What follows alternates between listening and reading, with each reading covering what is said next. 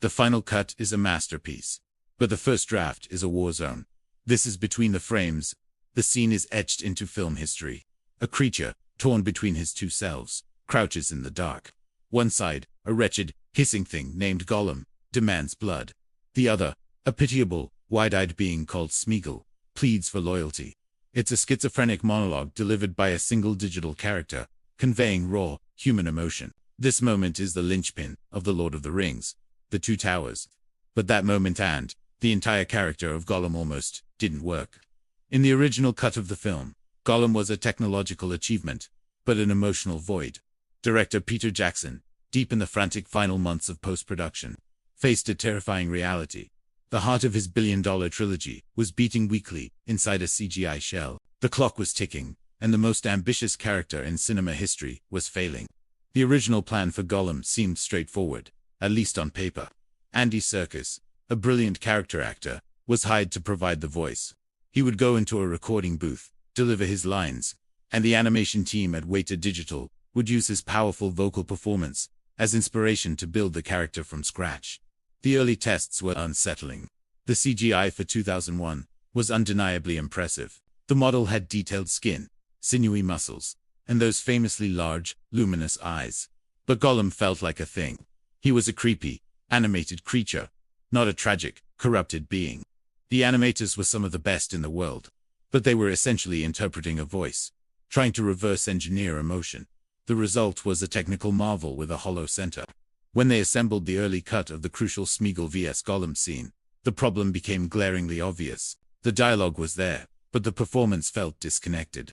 The digital Gollum gesticulated and emoted, but it was like watching a very advanced puppet. Consequently, the scenes with Frodo and Sam fell flat. The emotional weight of Frodo's empathy for this creature, his decision to trust him, rang hollow. Why would he risk the fate of the world for this digital cartoon? Test audiences were reportedly impressed by the technology, but they were unmoved by the character. The crisis point had arrived.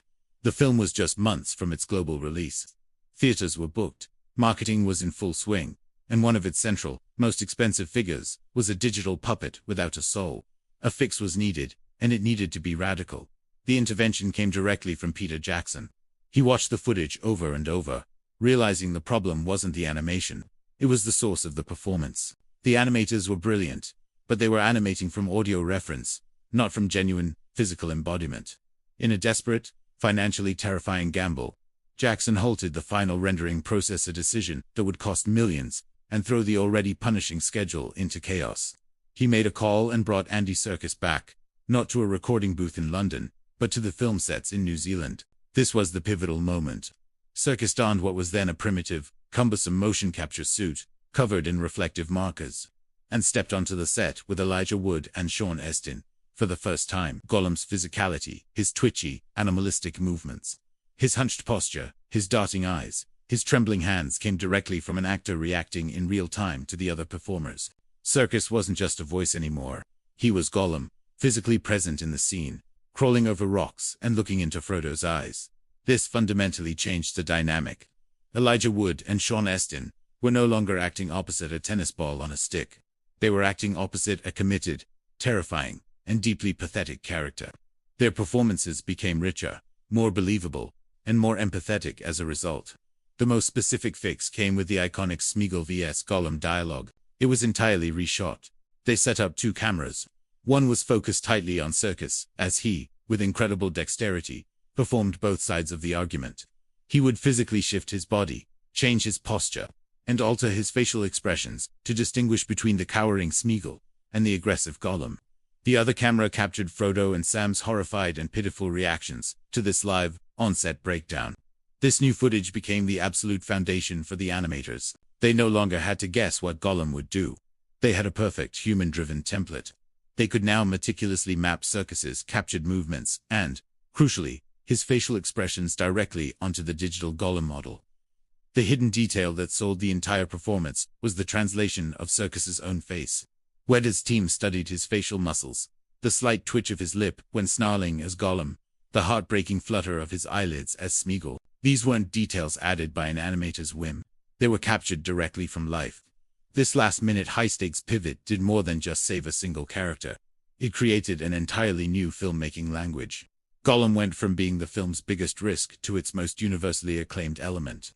Critics were stunned. The character was so convincing, so emotionally resonant, that it sparked a serious debate about whether a performance filtered through CGI could be considered for an acting Oscar. New Line Cinema even mounted a playful, but pointed, "For your consideration" campaign for Andy Serkis as Best Supporting Actor.